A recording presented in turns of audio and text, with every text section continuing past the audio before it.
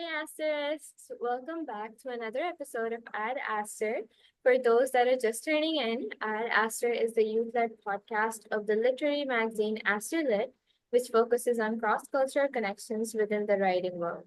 I'm your host, Zara Siddiqui, the podcast director and managing editor at Aster Lit, and I want to give all of you a heartfelt welcome to episode 32, Mental Health Expression Through Writing. Now, let's get to know our other host for today. Can you please introduce yourself and your role at Aster? Hello, I am Aldrin Badiola. I'm one of the new associate editors at Asterlit, and I'm excited to get involved more with the podcast team. Yay! So, Aldrin is the newest member of our podcast team, and Aldrin, it's lovely to have you on this episode with us. So, I think a lot of you might be wondering what this episode's title entails. So basically, as you guys might know, May is the Mental Health Awareness Month, where a lot of mental health problems are brought awareness to, and there are a lot of other things we talk about mental health problems. We give importance to them. Adrian, do you want to speak a bit on what Mental Health Awareness Month is?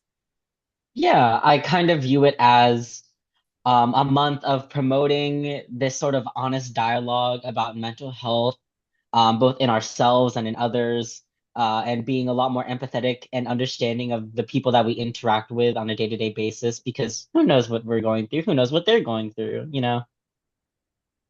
Definitely agree with you, and I think that it is very important that this problem be given a bit more, awareness to it. I think that having a month of its own is something that is definitely necessary so that people who might not know or how who might not be well informed about these problems can have a better look. So, considering the fact that we as writers and as poets, sometimes our writing has a bit of a influence on our mental health and vice versa. So, do you think that there is a point in our writing and in the way we read other works that is influenced by our mental health or just like in general, do you think a person can write based on what they're feeling emotionally and mentally? I think for what you said at the start about how our mental health can change the way that we perceive other people's work, I think if we are in a much more like what is it? A more like stressed, more like anxiety ridden stage, or like if we're just in a certain mood, there will be poetry and writing that will impact us more. For example, if you're grieving and you're reading a story about someone's dead mother, you're going to feel a lot more like, oh, I am grieving, I can understand this. And yeah, I think it's just different emotions create different moods when you're approaching reading other people's work. And I think you talked about what was it? How us as writers we Yeah. interact with our own mental health in our own work. I think it's less about how mental health translates into my work. It's more about how my work and just the idea of writing itself like placates itself within my mental health. I think it is very like my mental health is very like centered around the things that I do, and I think writing is part of that.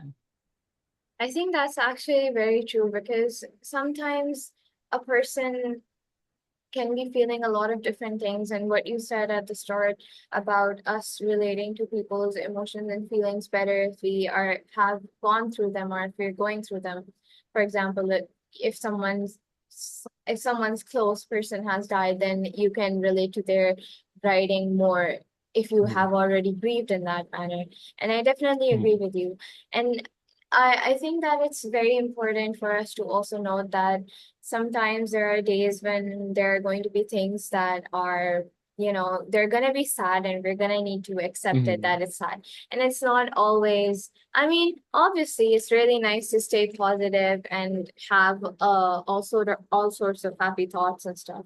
But there does come a time in life when it becomes almost human for us to feel Hmm. sadness and grief and anger. And I think all of those Hmm. emotions are just as valid as us feeling positive feelings. So another thing that comes off from that is like, do you think that being consumed by our emotional and mental health is something that, I wouldn't say dictates our life, but like being consumed by our emotional and mental health, do you think it has like a very major effect on our life? Or do you think people can just continue going on with their life and they've felt and experienced grief in closed doors? I mean, it's kind of hard to separate your mental health from who you are because your mental health, it manifests into your physical health. Like, for example, if someone's like struggling to get out of bed in the morning, they're going to feel a lot more exhausted, even if they have more sleep, because that's kind of just what like depressive episodes do to you. They make you more exhausted, they make you more lethargic. It's like if your mental health and your physical health don't exist separately, they coexist and they sort of impact each other. I think that's very true. And it's like it's a very important thing to note that even if we are sometimes having a bad day, it's important Mm, that we try. It's not important that we do it as at an absolute basis, but I think that it's important that we try and give ourselves a little bit more hope and a little bit more courage that it is possible mhm. to, survive what we are going through and that we can do this.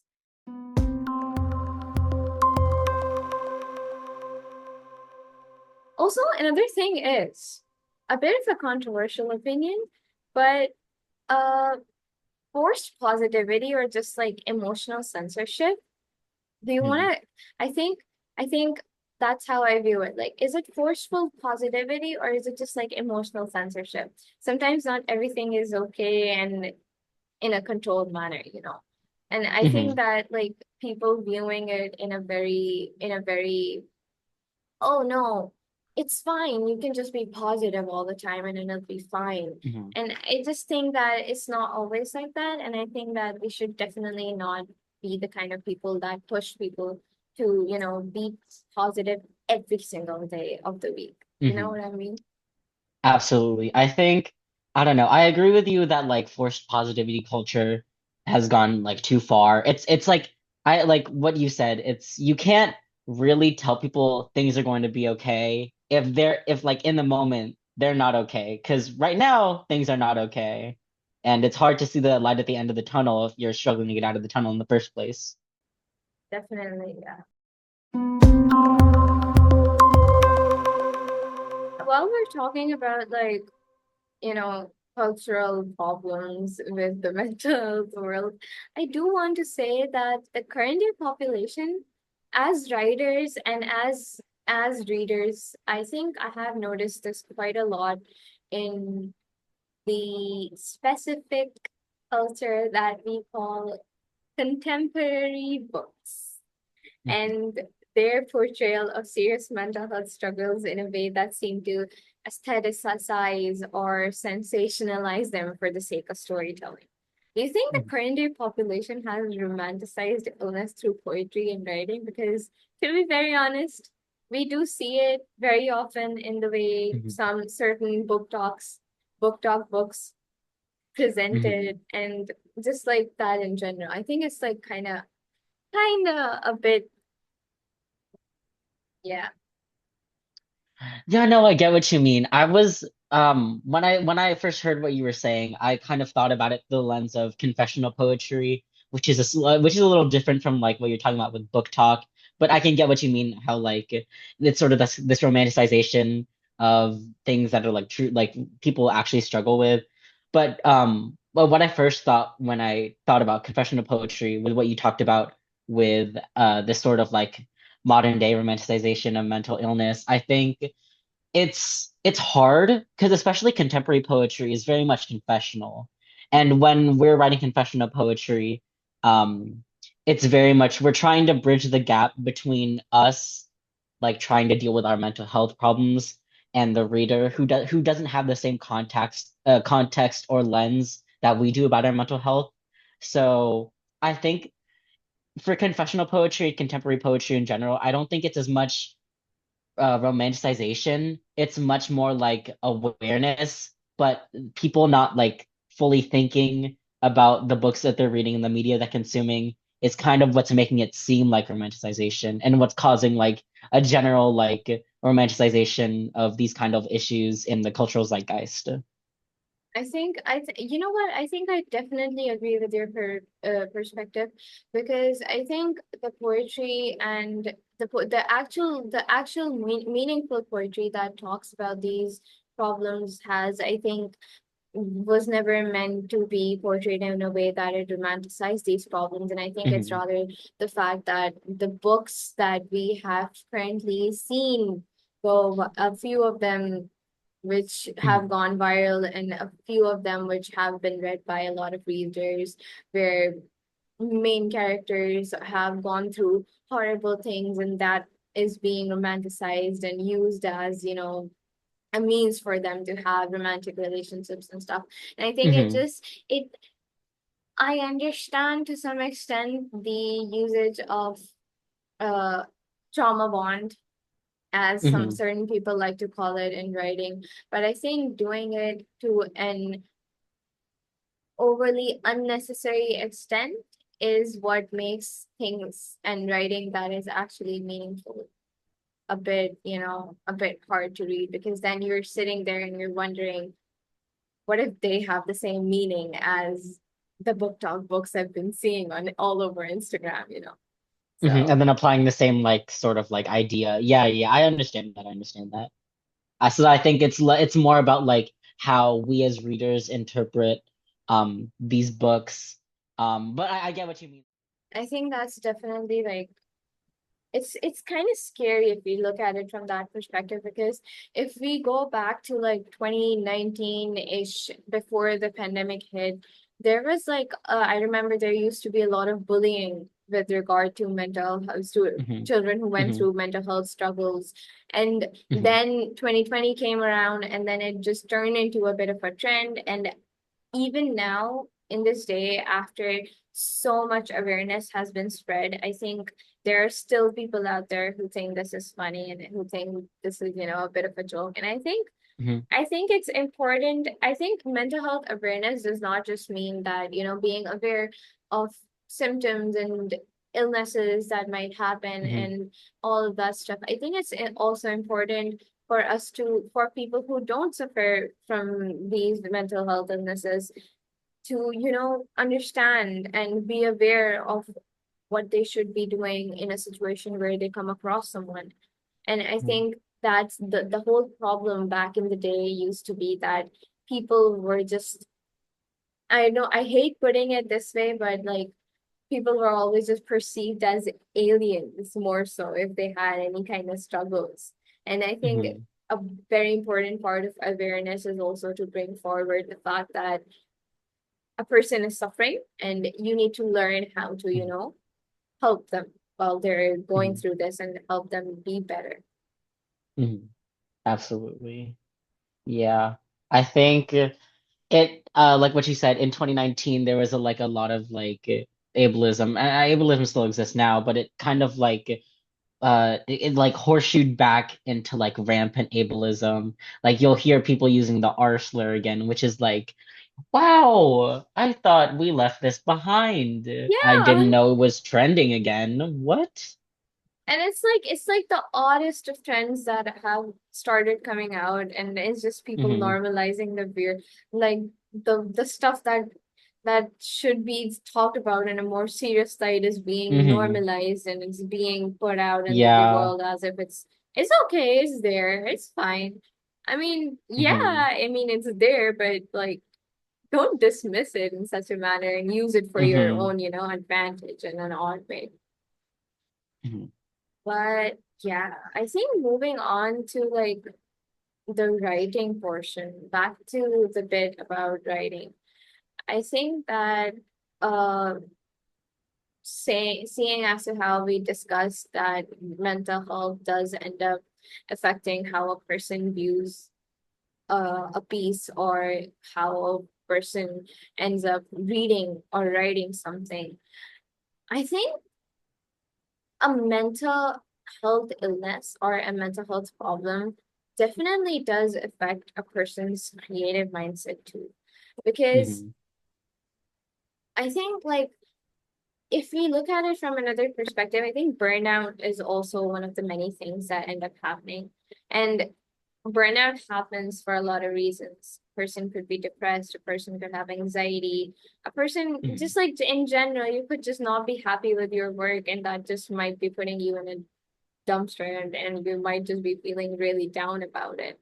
So Hmm. do you think, have you ever like suffered from a, if you're comfortable talking about it, obviously, have you ever suffered from a writer's block because of how you were feeling?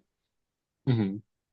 I think I, cause when I was first getting into like the teen writing industry, like these communities, it was a lot of like I need to be a foil young poet, I need to be a youth poet laureate, I need to have a chapbook.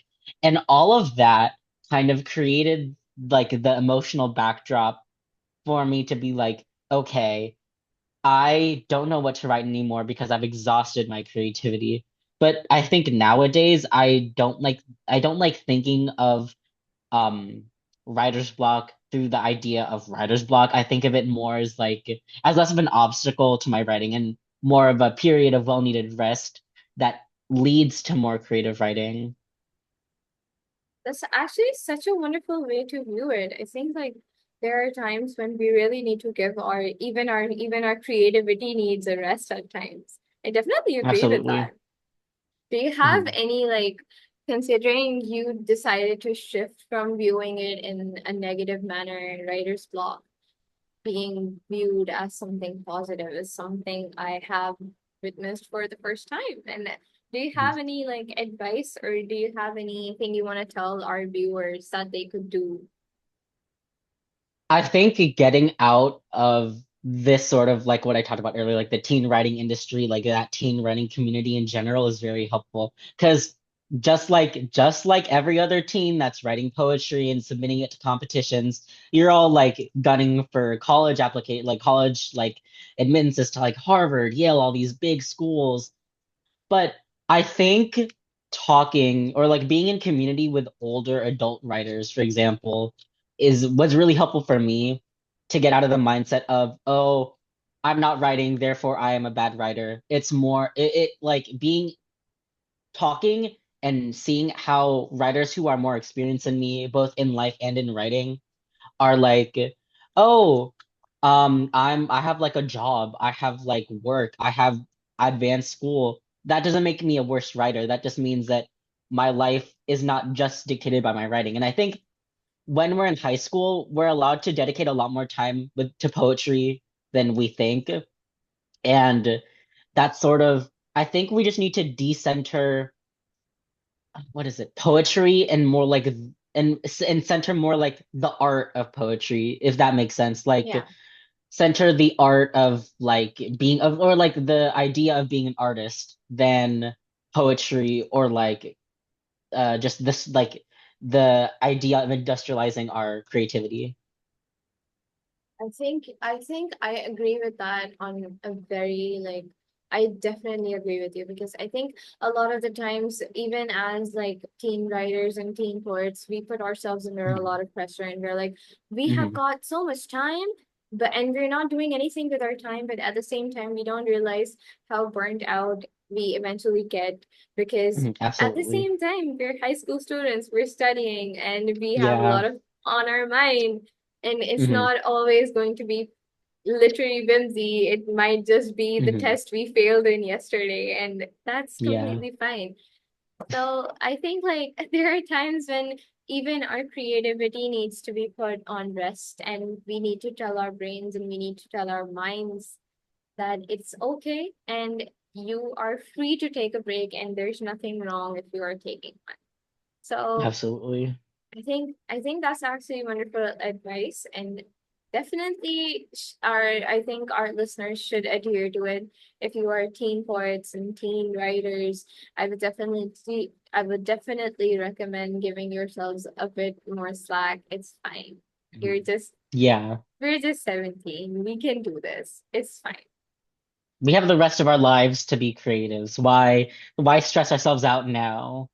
Exactly. Yeah. I mean, like, art is there to save us. Yeah. Or if certain people like to think of it that way, sometimes what you can't say through words and sometimes what you can't express through, you know, maybe even your, well, maybe even talking to someone can't help, and maybe it can help Mhm. if you write about it.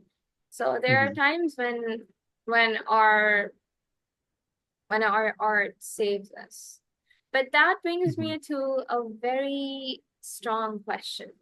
Aldrin, do you think our art saves us, or do you think it drains us? Are we subjecting ourselves to like forceful creativity just because, it's become aesthetic? Certain people are like, I need to be an artist and I need to be a poet because Mhm. everyone on this Yeah. app is a poet and an artist. Mhm. So, Yeah. I think the creation of art itself saves us. Like when you imagine like you're playing on the piano, you're like painting. In the moment, you're like, this is very therapeutic for me. But when we industrialize it, when we think of it in a sort of way where we're like, oh, I need to get this done because I'm a poet, because I'm an artist, because I'm a musician. When we attach a label to it, instead of letting ourselves be those things and instead forcing ourselves to be those things, that's kind of when it drains us. But I don't think art itself drains us. I think the labels that we attach to it, because we're human, obviously, is what drains us. wow. Okay. You know what? This has been actually like a lovely conversation. So Hmm. I think another thing I definitely want to ask you is, I see that you relate to a lot of people who might struggle, and I see that you have made a way for yourself. And as writers and as poets, I definitely have this question for you. Has a particular book, or a poem, a prose piece, or just a piece of art even, has it changed your view on mental health or anything like that? I was actually reading this book that I received a few months ago. It's called Emotional Industry by Tracy Diamond.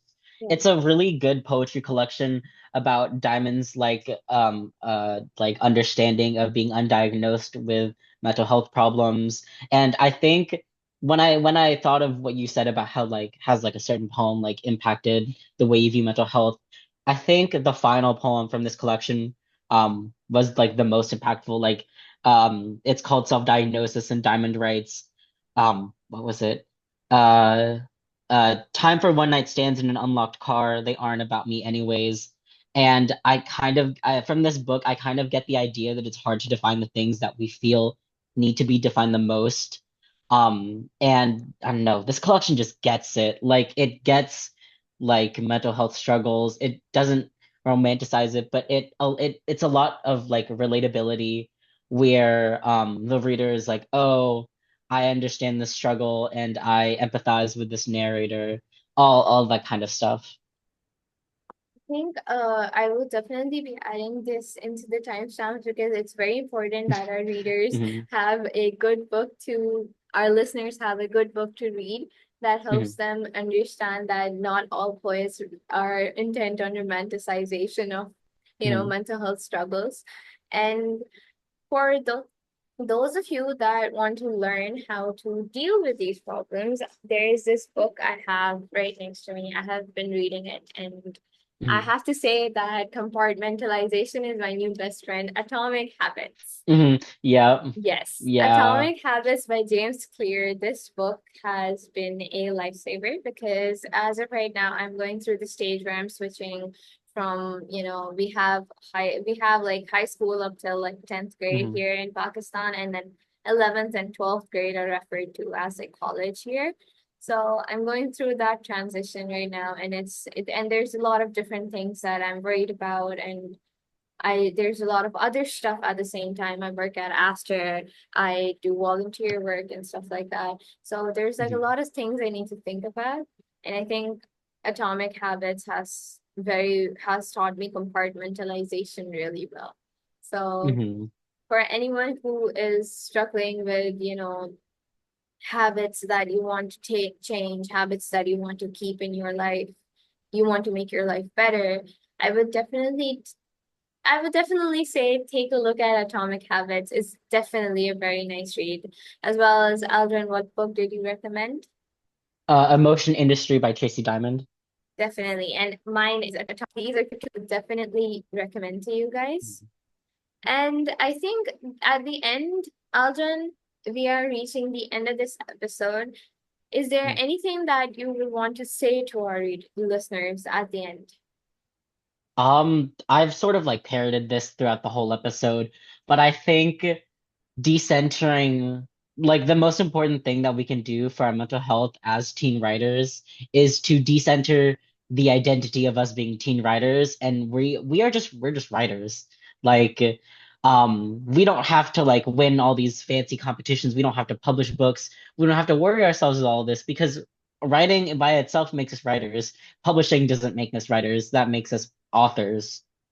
But the most important thing is appreciating your art and being a writer. That is actually like something that a lot of people need to remember and a lot of people need to incorporate in their lives. And adding to the fact that we're just writers, there are also some of us are really just children.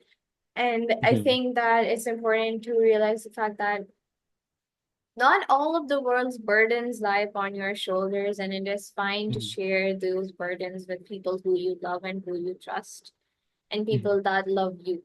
And I think that asking for a helping hand is never something that you are doing wrong or something that you need to feel guilty of.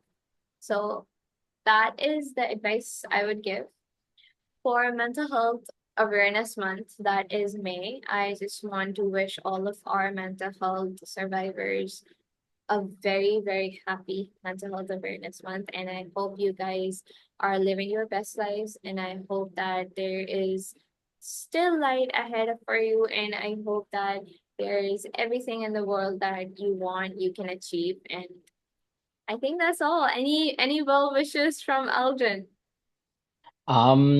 Just keep reading, just keep writing, and just keep enjoying all of it. Yes. On that note, I want to say goodbye to you guys. Thank you so much for joining us for this episode. It couldn't have been possible without you. For more, follow us on Instagram at Asterlit, ASTER.LIT, and check out our website, asterlit.org, for transcripts and more. Submit to our latest issue, issue 14, Meridian, through the link in the description or find the submission form on Aster's official website. We would like to wish all of you a very happy Mental Health Awareness Month, and we will see you guys in the next episode. Good luck and goodbye. Bye, guys.